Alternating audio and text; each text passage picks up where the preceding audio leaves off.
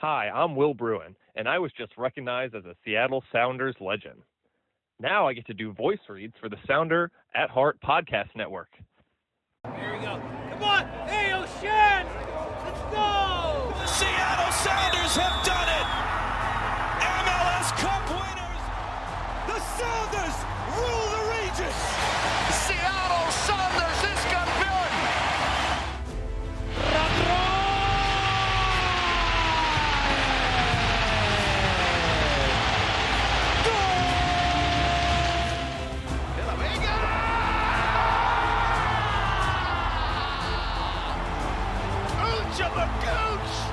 All creatures great and small. Rothrock going to collect it. He does just about. Runs into the advertising awning. Low to our left. Ball goes in. Oh, what a cross! And what a goal! Where's my copy? I got a bunch of them in the car. I'll get you some. You're handing them out for free already. How many cost on them? $50. I'll definitely give you.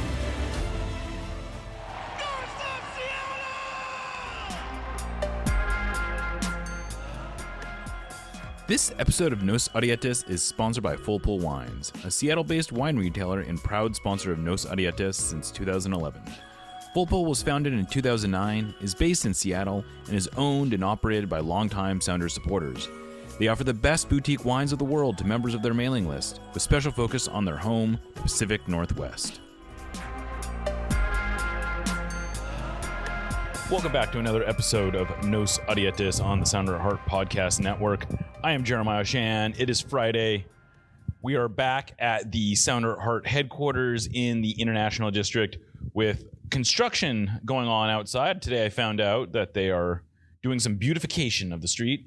But anyway, I'm here with Niko, doing what we learned this week. Niko, how you doing? Doing great, Jeremiah. We're back, yes, in the studio. I see that you have done some moving forward with the decorations and the way you want it to. We have an enormous table. Mm-hmm. Cameras are being set up. Lighting is being set up. We have multiple tripods. It's starting to look like a studio. I like it. I enjoy it. We are kind of in a interesting week that perhaps would not be as newsworthy, and maybe we would have not learned as much if it wasn't for some things that kind of played out to our advantage, I'll say, right before our show, day before. Exactly. So, thank you to the Sounders for that. So, yeah, man, I'm excited to get on and talk about everything that we learned this week. Yeah, so it seemed like it was going to be a quiet. So the transfer window, in case you don't know, closed the winter transfer window in MLS closed last night, and going into the start of the day, I think we all thought, ho-hum, who cares? This is not even noteworthy. And then when we talked to Brian yesterday, it was interesting because I asked him about signing Peter Kingston, and he said, well, we're still working on some things. And I was like, oh, okay. And so I made some calls, and I was like, hey, is there any reason we should expect movement today? And they said, no, I don't think so. And then I get a call from you saying, Georgi Minoungou has been traded to the Colorado Rapids, and we later come to find out that it was for $2 million of general allocation money, which is a lot of GAM. I don't know, this maybe washes right over to the people's head, but that is among the top 5 most expensive GAM-only trades in MLS history. There's inflation going on. These are expensive. These moves get more expensive every year, but that's a lot of money. That's a lot of general allocation money. Niko, what were you hearing about this, and what were your initial reactions when you heard that this move was getting made? Yeah, like gas, GAM is soaring. The prices for a transfer is the Strait of Hormuz is driving up the price of GAM. Man, you would have not thought that, but it really did. No, look, first of all, as always, I like to credit our partnership because I will say that you kind of sparked my spidey senses because I wasn't at the presser on Friday. I couldn't quite make it there. And then when me and you had a debrief, as we do when either one of us doesn't show up, I had a feeling. So I started to call the usual sources, and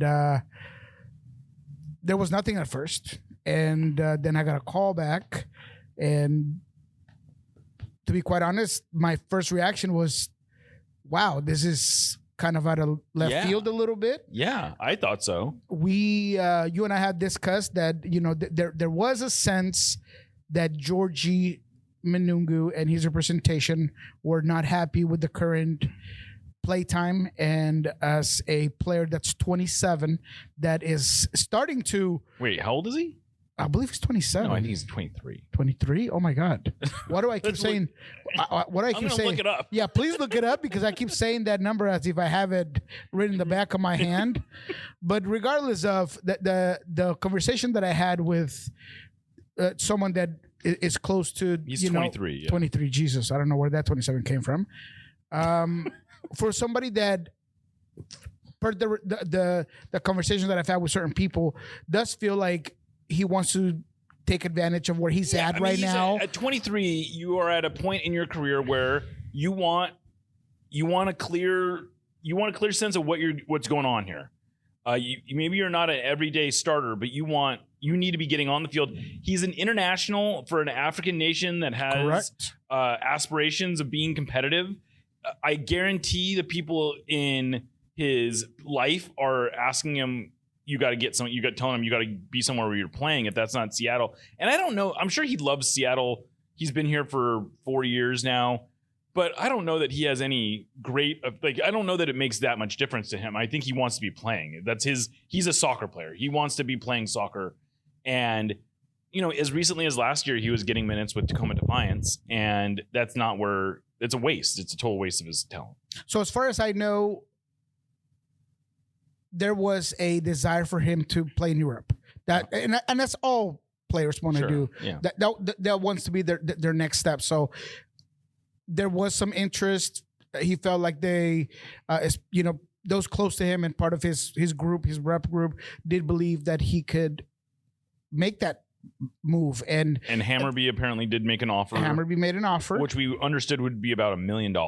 Which right. And that's what something you and I discussed, where it's like, I think you could get a little bit more. Yeah. And so I believe that the Sounders were aware of this, that there was a discussion made about him not being excited or happy or okay with how things are going. So maybe that has something to do with it. But the reality here is that what tilted the scale, and although, again, going back to my first reaction or impression, is that I was very surprised. And that mainly was because I didn't know the number or the details of that contract. The reason why I posted it as quickly as I did is because I did feel like someone named Tom Boger was going to beat me to it. And I'm glad I did, because immediately after he was able to confirm it with the number. Right? And I was waiting for that number. By the time I heard that number, I was still hearing, it's up to the 2 million mark. And even then I was like, wow, that makes sense. That's enough money where it would make you take it. It's just too much money to pass on. That's what I've told people that are very upset about the move, because Georgi is such an endearing player, such an interesting, fun player, and someone that you and I have learned to really appreciate and like on the field, on the training pitch. He's a great guy. Great guy overall. Always comes up and shakes your hand, looks you in the eye, is very polite. He's an exciting player. You can see this. It feels like he has unlimited upside. You watch him play, absolutely, and you can imagine him being in Europe and doing the same thing, and it gets very exciting. And then sometimes you watch him and you're wondering where it is. It just doesn't always click. And it sounds like and I think the reality is that he was not that high on Brian Schmetzer's depth chart. Facts. Like, he was behind Jesus Ferreira. He was behind Paul Rothrock. He was behind Paul Areola. He was probably going to be behind Pedro de la Vega. Maybe he's behind Jordan Morris if Jordan Morris is pushed back out to the wing.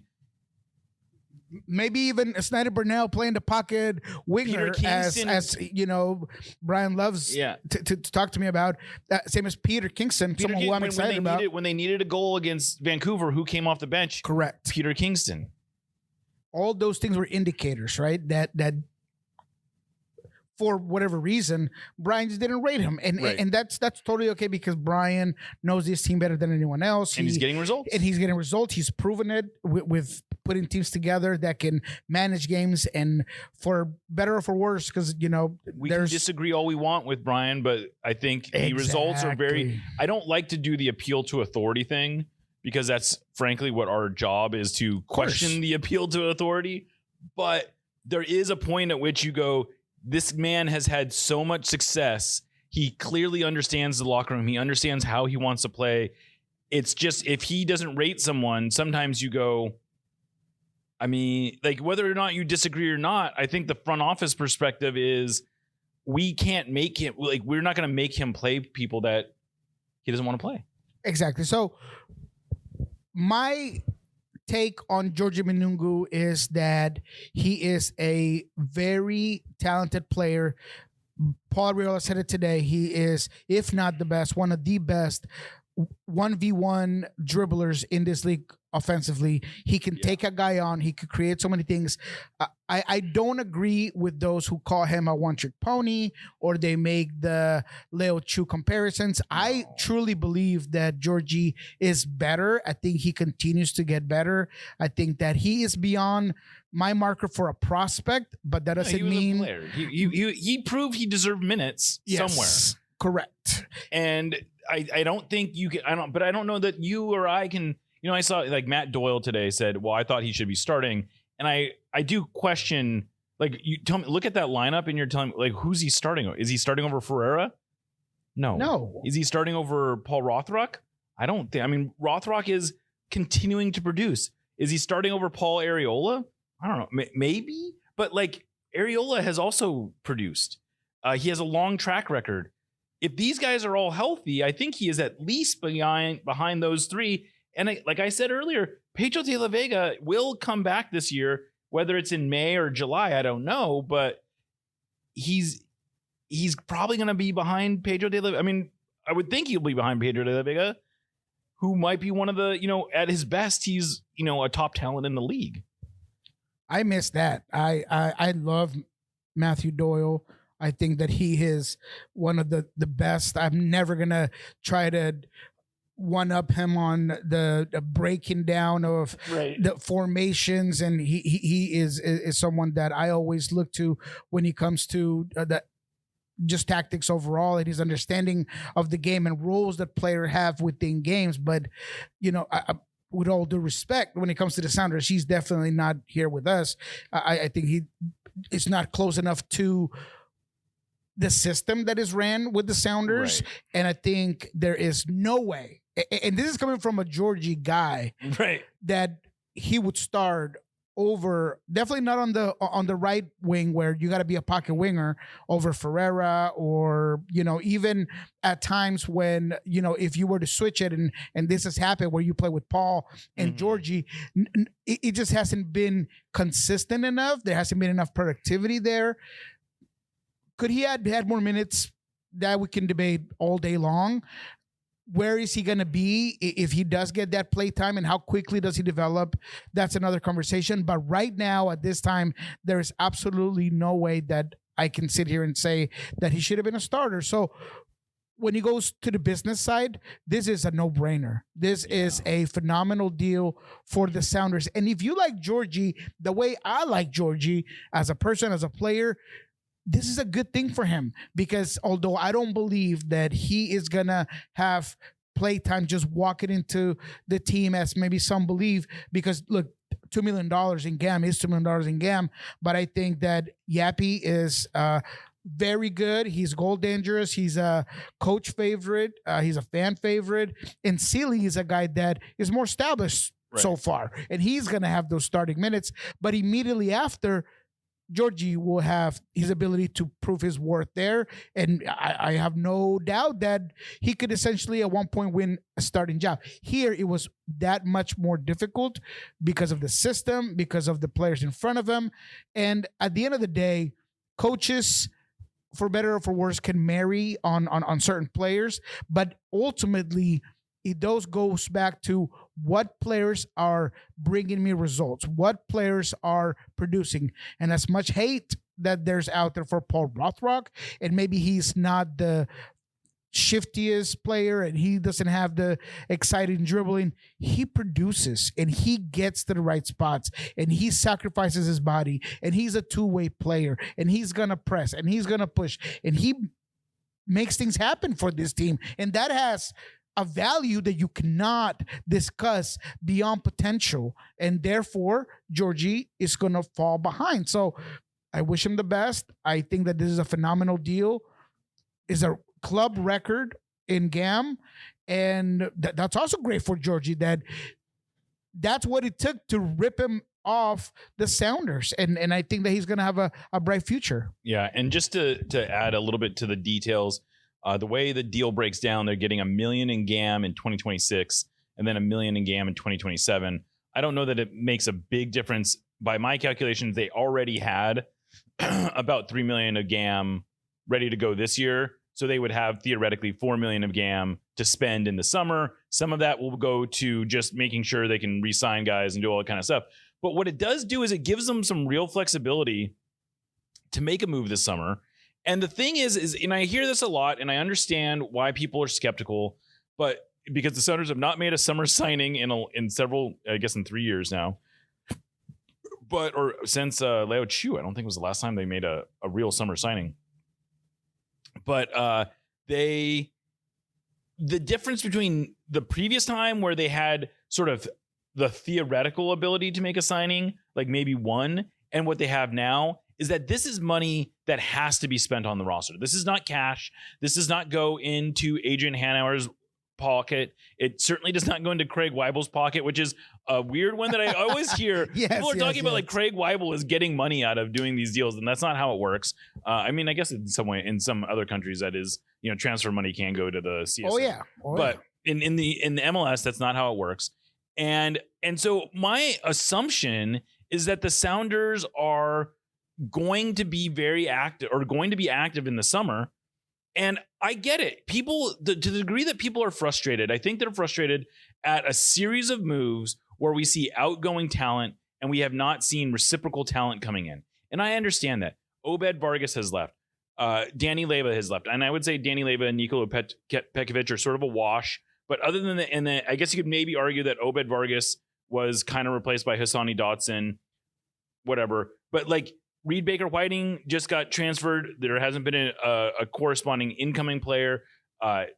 Georgi Minoungou goes out. There obviously wasn't a corresponding incoming player. And I get it. People see this and go, well, we're getting all this money, but what do we do?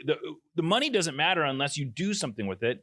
And I get it. I'm not going to refute that, except I will say that the time to judge it is in the summer. And if the Sounders don't sign anyone in the summer, I will be just up in arms as everybody else about saying, like, what are we doing with all this salary cap flexibility? If we're not spending it, then what's the point of it? All I'm saying is I would assume that there is a plan to make a move in the summer. And the difference now is that they won't necessarily need to spend actual cash to do it. They can do it within the league. They can sign a TAM level player from outside the league. And I think it makes sense because right now the roster looks pretty good. So maybe assess what you need, and then in the summer, make that move. I'd be using the checkpoint reference since the preseason, and I feel pretty good about that because that assessing is going to go down to the summer. Now, do not be upset if some of this GAM money does get used to maybe re-sign people, because that is what some of it will get used for. That, don't get me wrong, some of this money is going to go to, I don't know, maybe Snyder Burnell, right, exactly, or whoever. I mean, or whatever. Like, they're going to re-sign guys, are going to get new contracts, and some of that money won't. But go ahead. But with that, and I think after seeing the whole Obed situation, I think we should all be excited if Snyder gets locked down for 9 years. Yeah, exactly. But I will say this, although I wanted to start with the negative because I know that people were going to see that as a negative, although I think it's important to extend players who you were starting to see that are going to be key players for the future. I will tell you that this move does put pressure on Craig and the front office Absolutely. to the point Absolutely. that it's almost impossible that they go into the summer window and don't use it to bring a player that's going to be an immediate contributor. So the question is where, what position? Is it a forward? Is it a left back? Me and Jackson had a discussion that he thinks a center back is where we should go. So all of these things are all open questions, but I can assure you that the front office feels pressured by making this move because it was a move that you made because it was too good to pass on, but they also understand that they have to bring that money and redistribute it to make this team better, to make a run, especially when the team's to such a good start. And I mean, what if the Sounders do make it and beat Tigres? I mean, you're absolutely going to be looking into the summer and trying to figure out how to make this team even better. So there is pressure. And I'm telling you that it's not an opinion. It's a fact. So for those of you that constantly talk about this team being boring and not being ambitious, this forces the team to make a move in the summer. And I would say it forces, again, like it forces them to make a move in a way that, frankly, a transfer for cash does not force them to make. Because the cash can be used for any number of things. Great point. That cash can be used to reinvest. Like it just has to be reinvested in the team in the most broadest terms. Last year, they got $9 million in winnings from the Club World Cup. And where did that money go? Somewhere back into the team, but not into the roster. We know that. We know it didn't go back into the roster. X. And so that's what I would just say. Like the GAM is different than previous cash moves because this is money that has to be spent on the roster one way or the other. Like I said, some of it's going to go to extensions, I'm sure, re-signing guys, but most of it should, like a big chunk of it, I would assume, is going to go to bringing in a new player or two. And I will say another caveat to that is that if you were to make a cash move in the past, they were really focused on signing a U22 because that was really the only thing that they could do with the roster flexibility that they had. What this move does is allows them to go out and get a more veteran player who might have a $1.5 million salary or whatever. And they can bring in a real player who you can be more assured of doing the thing that Craig says, which is we need someone who can come in and compete for time right away. And that's what I would expect.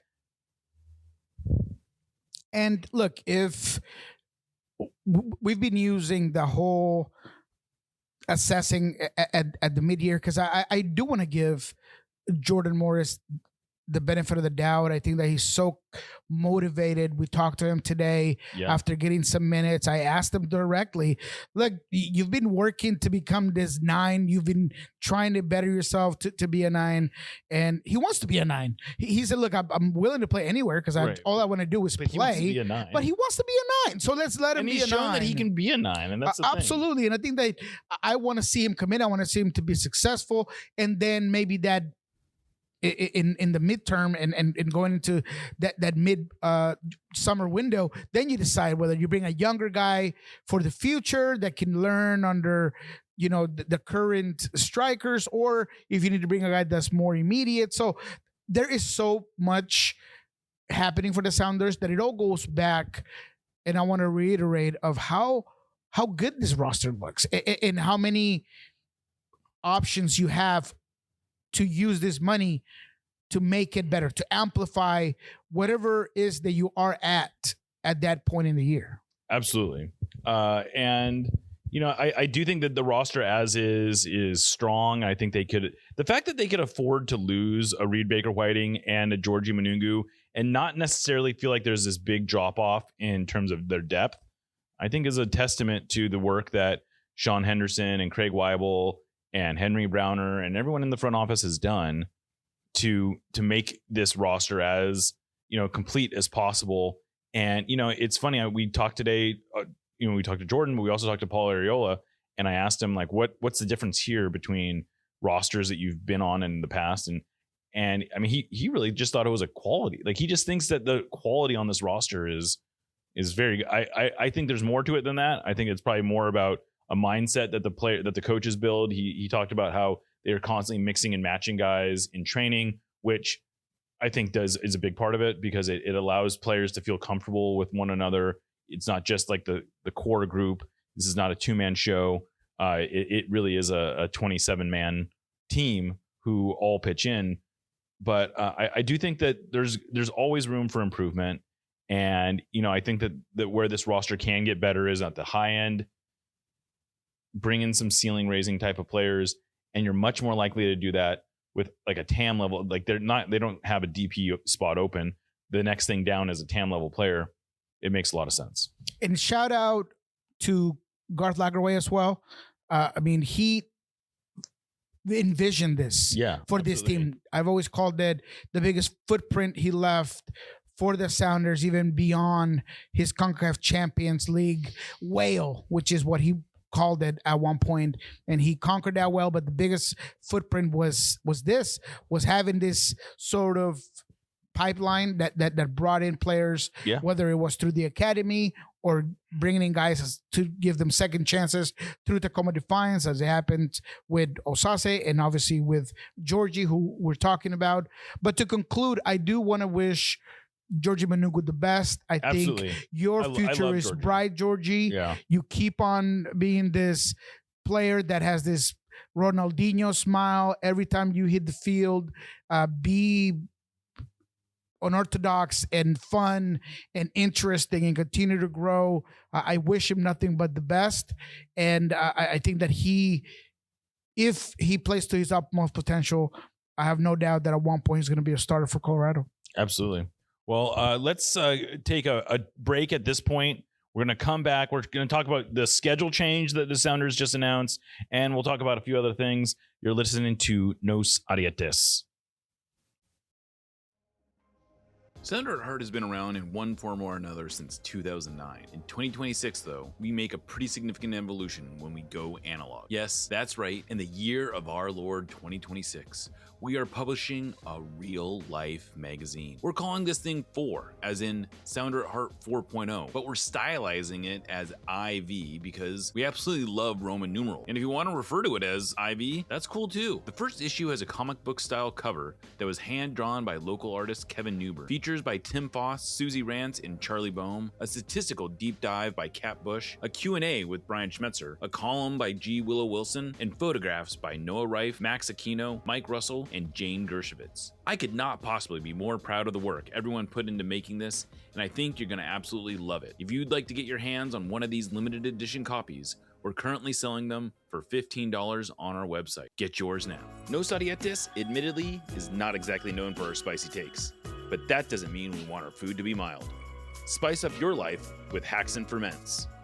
Handcrafted in Georgetown and made with the best local ingredients from across the Pacific Northwest, they specialize in unique small batch fermented hot sauces and vinegars.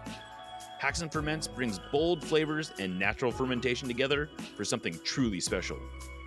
Whether you're a heat seeker or just looking to elevate your cooking, you'll find something you love at hacksandferments.com. That's HAXANFERMENTS.com. And right now, if you use the code SOUNDERATHEART, that's all one word, at checkout, you will get a free hot sauce with your order.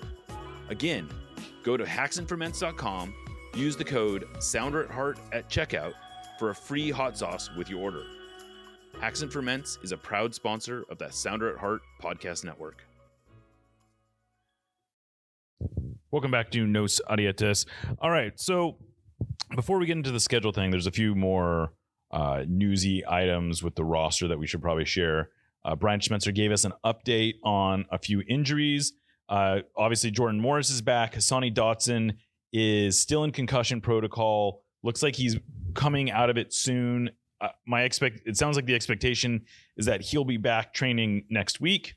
The Sounders obviously don't play this weekend. And then similarly, Jackson Reagan has been sort of in and out of practice. They seem like they're just kind of giving him some time off. Alex Roldan did get the whole week off, but they're expecting him to come back on Tuesday as well. And then Stuart Hawkins might actually be out training next week. And then Kim Keehee, still unclear what's going on exactly with him. It sounds like he's kind of ebbs and flows in terms of his return. The big one, Yamar did have an official timeline given by Brian Schmetzer, and he basically said it was 8 weeks, which is confirming what you had already reported, but 8 weeks from the injury. So I think that's probably another 6 weeks. Is that right? I think it was more like 5. 5 weeks. He was out there today working alongside Pedro and Ryan Saylor, who was also like 4 or 5 weeks out. Ryan Saylor is. I actually talked to someone, and looks like Stu was partial in training today. Oh. So that's great. I can't wait to see Stu out there getting some minutes of play. Beyond that, it does seem like everybody else is on schedule.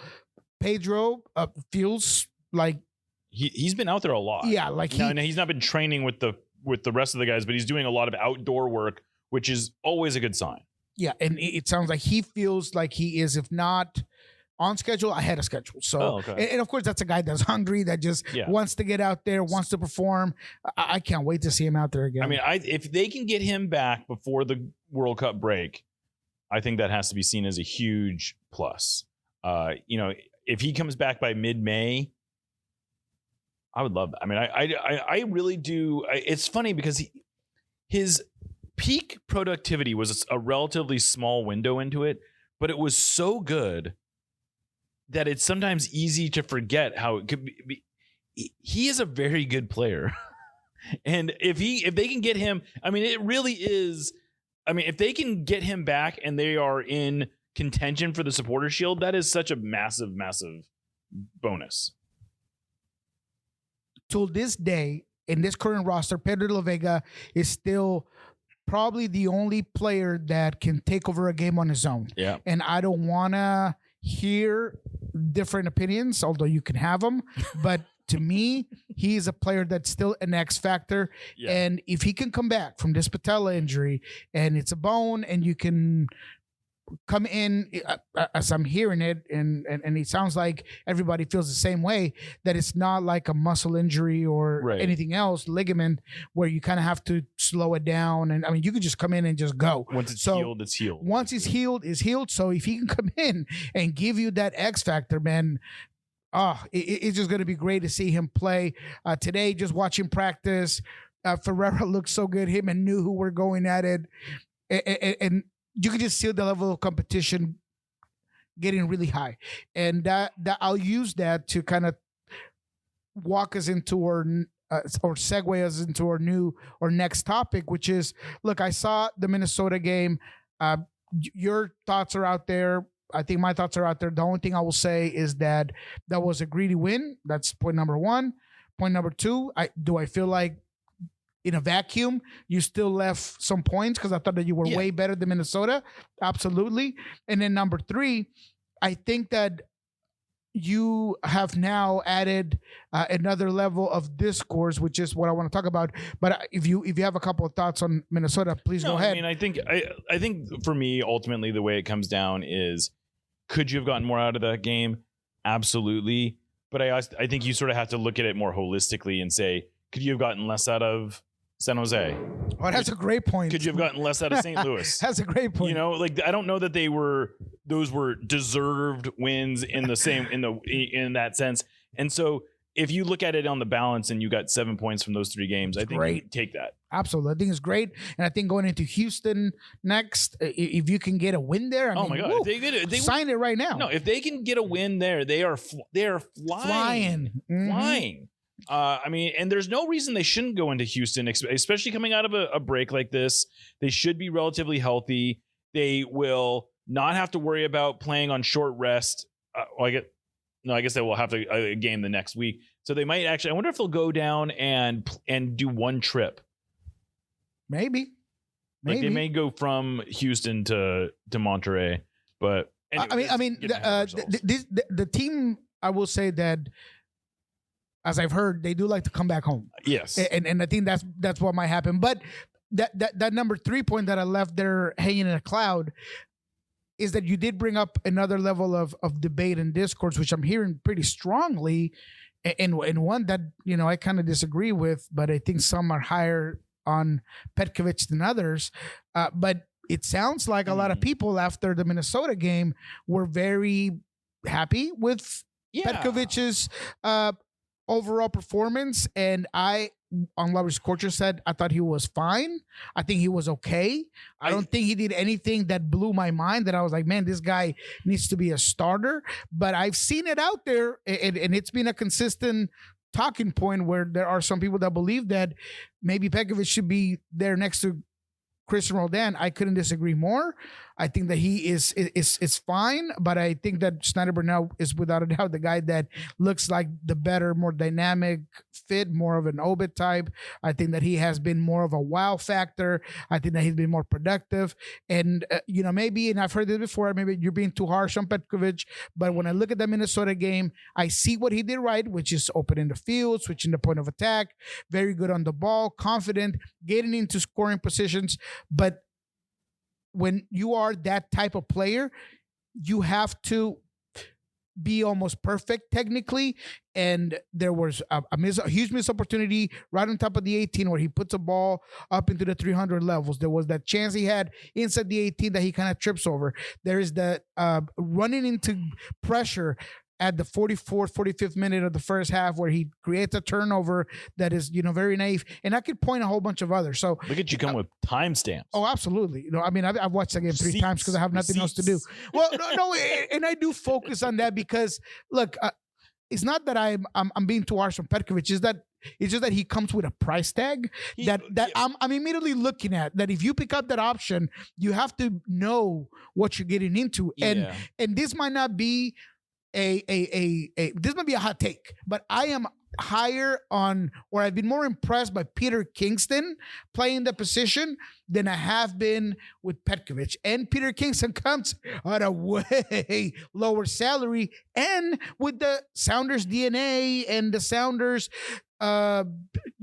mythology and curriculum and soccer module. So, excuse me, that's my take.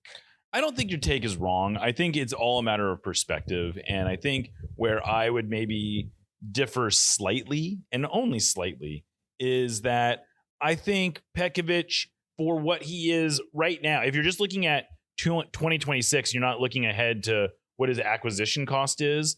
I think he's a good value. He's only hitting your cap at $200,000. You're not paying any transfer fee for him right now. Now, you make a very valid point, which is if you are so enamored with him, are you willing to pick up his option? Are you willing to pay the transfer fee?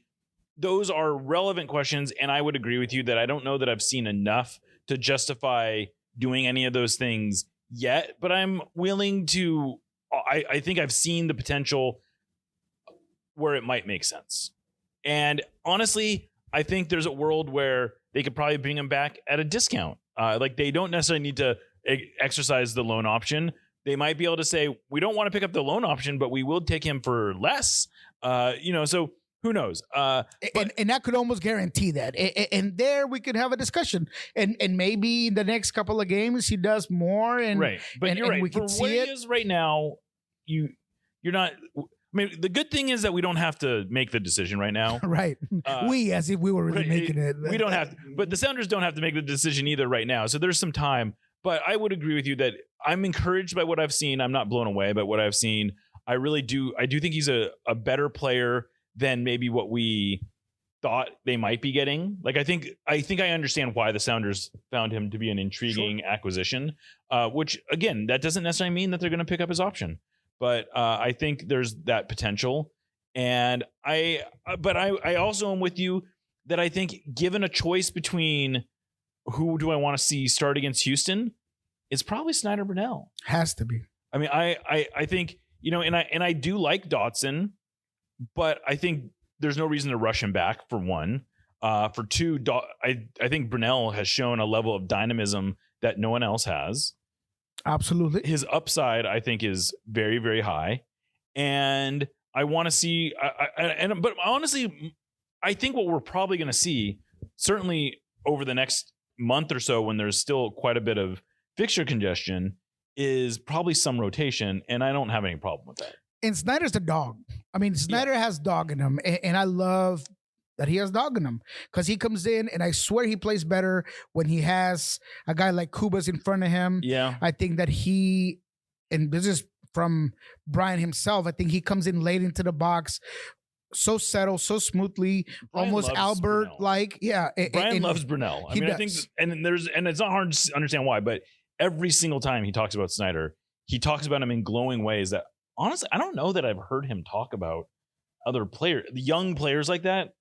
No, you're right. He is even more than Obed. Yeah, even more than Obed, and I think part of it is that Brunell came to Brian a little bit more of a finished product than what Obed was very young, obviously, when Brian first started seeing him. But I think Brunell just has that Brian Schmetzer DNA coded in him, and I mean but he also has like this flair and this technical ability and a kind of a swagger about him. He does, and I get why people. Well, I love him. Yeah, I can't wait to see him more. It could be the hair too, just like Ferreira. It could be the hair. He's a little mustache. Hair. Yeah, it could be the hair. But at the end of the day, his mom's Mexican, which helps. Oh wow, I had no idea. I think that's right. Oh, wow, I hope I didn't get myself in trouble, but I'm pretty sure that's correct. Oh wow, that's interesting. Well, it's better than me calling Georgie 27 years old. But look, so the reality is that there is going to be a lot of minutes to be had. You're probably going to have to figure out even a pairing without Christian. And I think that's where Hassani comes in, because I think Hassani is more equipped to be a 6, although he was brought in to be more of an 8. But in my opinion, I feel like he's more equipped to be a 6. He's definitely a better 6 than or it feels like he's a better 6 than Snyder.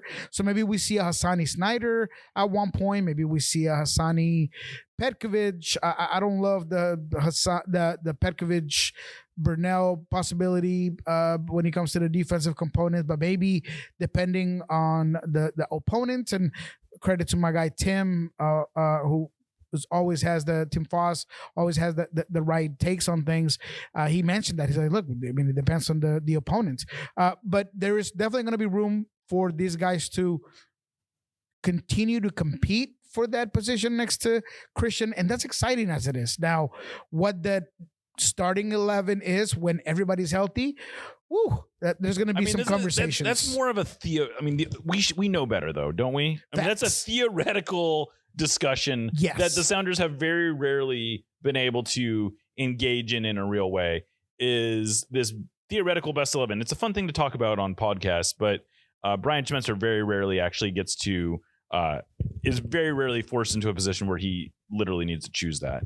But I think that's what we got on the roster, right?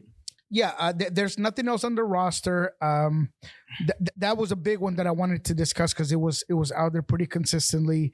I think that center back wise, so far, I think Tino Lopez has been impressive. I think he's going to continue. Tino Lopez has been so good that I think it has honestly changed the importance of going. I agree. To me, it wouldn't even make sense to go out and get like a random MLS veteran because you have players coming in. Lopez clearly can do a job. And if you're just looking for someone to do a job, you don't need to do that. What you need is, if you want someone to raise as your ceiling, again, sort of like what we were saying with the TAM thing, maybe you want to do that. But again, if Yeimar comes back healthy, I mean, there's a world where Yeimar comes back and he's just like a Defender of the Year candidate again. And that's my expectation. I know that's his expectation. And he's definitely a unique profile of center back that you don't have in the roster. Exactly. And getting it is going to cost you some money, that physical type. Right. So the good thing about Tino, and that's another one of the things I could have probably mentioned about Minnesota, is that Tino, man, he went stride for stride with Jaboa. Yeah, he had no problem. Yeah, he no problem at all. He got the start over Reagan. The idea was to give Jackson Reagan a day off, and he started in. And I thought it was notable that he started in Jackson Reagan's spot, and because I would have expected Alex Roldan to move into the left center back spot because that is the middle of what turns into a 3 center back formation. But no, what they did is they put Tino out there, and he looked fine, like totally fine. I don't think there was a misstep where I was like, see, that's what it was. That's the problem. Yeah, no. So Tino Lopez, a very, I mean, again, I think that's really a testament to the Sounders' whole developmental pipeline, because there's not a lot of teams that can just sort of like spit out 23-year-old MLS caliber players. And that's sort of what the pipeline is doing right now, is on both ends. It's spitting out players that can just slide in and do a job. And then it can also spit out high upside players like Snyder Burnell, who have, you know, ceilings that are as high as anyone. Yeah. Frankly. And the fact that you have Stu hoping to get some minutes coming out of the same pipeline. You have Sadness, Gallatin Sandness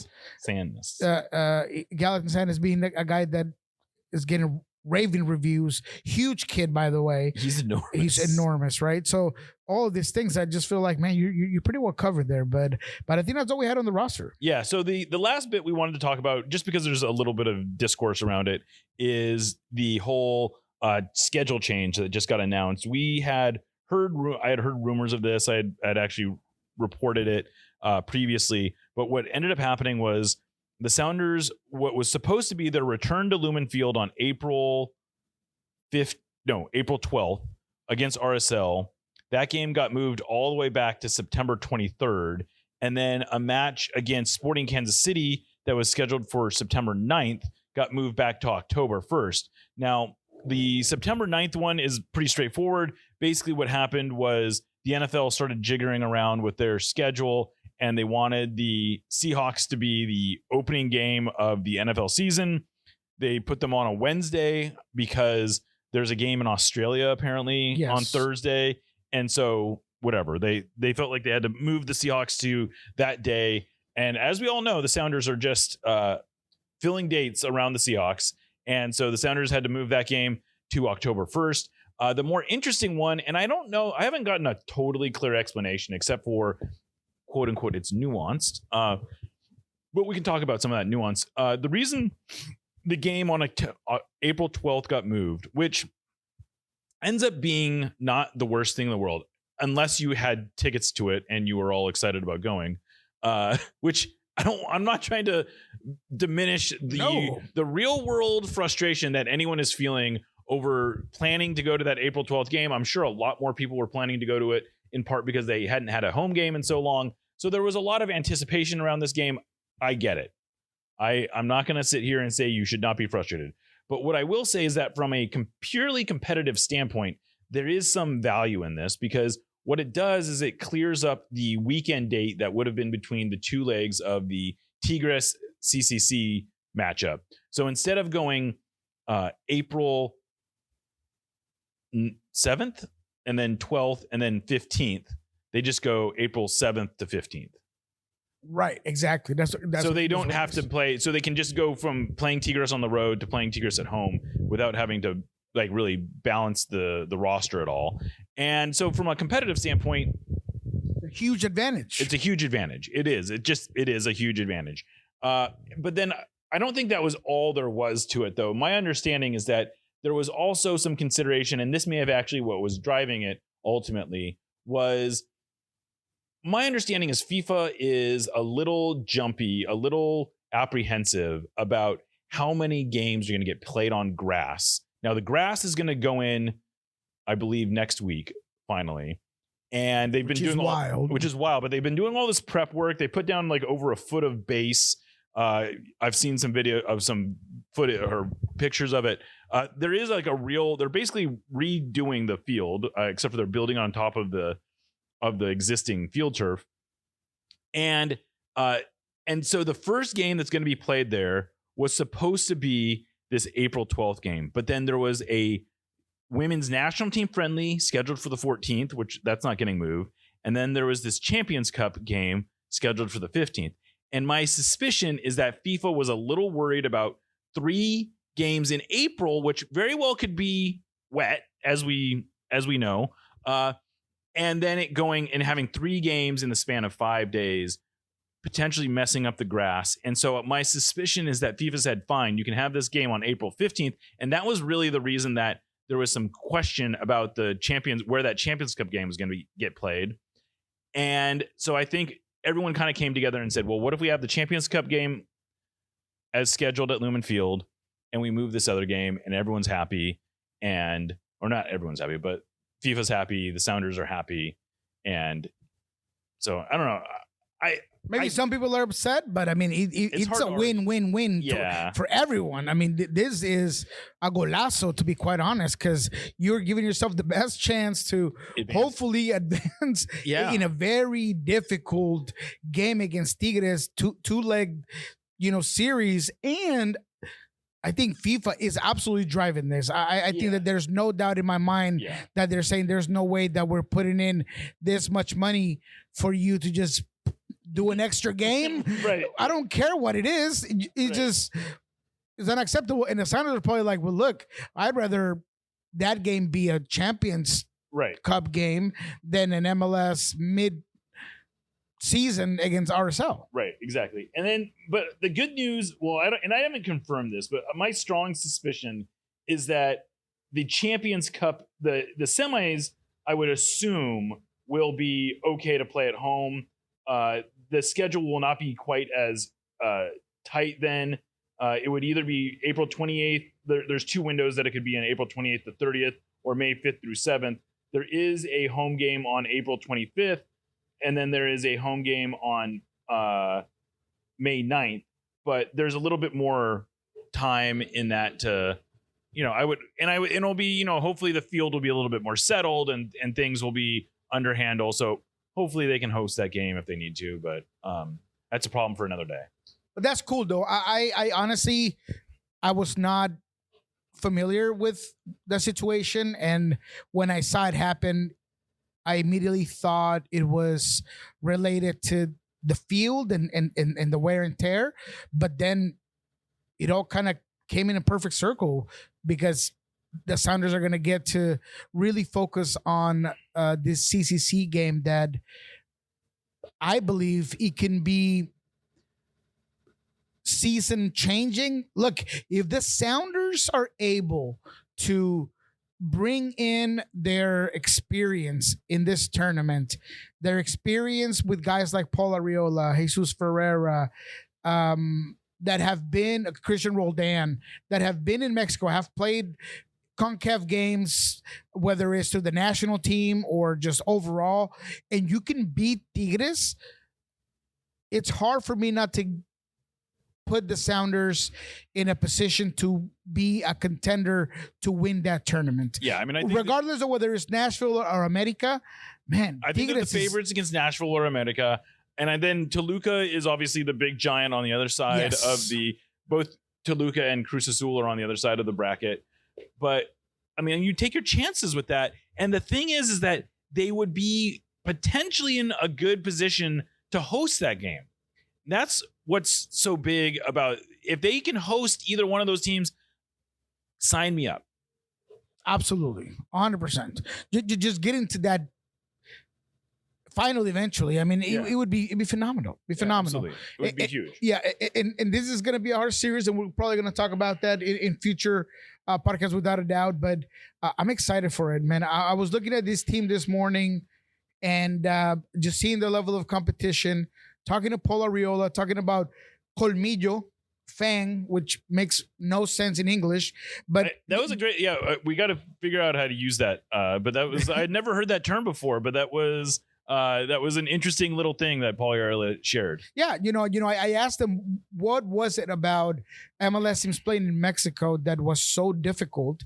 And he just said that at times MLS teams are naive and there's a lot of colmillo in Mexican teams. And what colmillo essentially means is just savviness, not dark being arts. Afraid to use dark arts. And that could mean, tying your shoe a little bit longer at corner kicks because you're trying to kill time. That could be you wouldn't think it was funny. There's no rule about 10 seconds to get off the field. No, nothing. Absolutely nothing. And he mentioned this when talking about Cincinnati. He said, sometimes you can't play the way you do at home. Right. And if you have to go to El Volcán and muddy the waters and play rough and slow down the play and bunker a bit and change the way that you usually play because you know that they have tape on you, then that's what you do. Right. The ultimate thing about going to on the road on the first leg is just getting a result. So that was cool to hear from him. So if they could put it together, man, I really. I mean, they put themselves in the best possible position to beat Tigres, and I think that's really all you can ask, is that you give yourself every opportunity to win. There are no bonus points for degree of difficulty. No. And I think that sometimes we get lost in this, is that it's they didn't do it the hardest way they could possibly do it. Who cares? No. Just do it. Absolutely. And that's my debate with Noah sometimes and Ari, that they're so against like soccer terrorism or whatever, right, about bunkering down and the Ramses and of the world. You do what you gotta do to score. Nobody's gonna remember. And this is coming from a Colombian guy, that our saying growing up for me was, we played like never before, but we lost like we always do. Mm-hmm. That was the logo.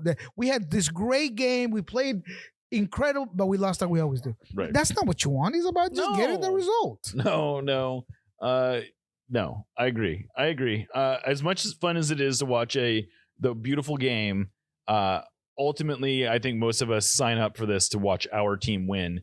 And when we're watching it as a neutral, sure, it's nice to see guys pinging the ball around, but and to the degree that it helps you win, I want to see my teams ping the ball around too. And controlling the game and doing all that kind of stuff. Those are good goals in the sense that they help you win games. And I think that like the whole Tiki Taka thing, that was built on the idea that this was a better way for this team to win games, not because it was just beautiful soccer. And you had the components to do it. Exactly. And for those out there with the Spanish world, is jugamos como nunca y perdimos como siempre. That is the Colombian thing that we always went to. And you don't want to be that team that played unbelievably, but lost like they always do. So, Abe, I don't think we have anything else there, Jeremiah. I think that was it. Well, thanks again for everyone giving us a listen. Hopefully the background noise was not too bad. Like I said, there's some quote unquote beautification going on down here in the ID, but so pardon the dust, I guess is what. Yeah, if it sounds like they were coming at us with machine guns, I know. we're okay. We are okay. It was not a machine gun. It was not. All right. Well, Niko, people can follow you on Blue Sky, El Rolo, and W. They can watch you on Soccer Down Here. You are, of course, a regular member of the Sounder at Heart podcast community, both through this show, but also through Lobbing Scorchers. Anything else that you got going on that you want to tell the people about? No, just watch out for us. I'm hoping that we do, some content in between this break for USMNT. I'm excited to really go into the Houston game. I'll probably be doing a couple of shows in Houston and maybe a separate one through Pulso Sports with some guys down there. So just check that out. But no, man, I'm always excited to hear from you guys. Keep the comments going. I love hearing you guys' takes on the Sounder Our Heart comment section when it comes to our podcast. So really want to encourage everybody to continue to do that. Questions or anything that I see that are interesting, I'll definitely take on. But thank you all for listening and for commenting and having your takes on the show. I love it. I love that. Absolutely. All right, well, let's get out of here. I am Jeremiah Shan, signing off for Niko Moreno. This is Nos Arietes, part of the Sounder Heart Podcast Network, and we'll catch you next time.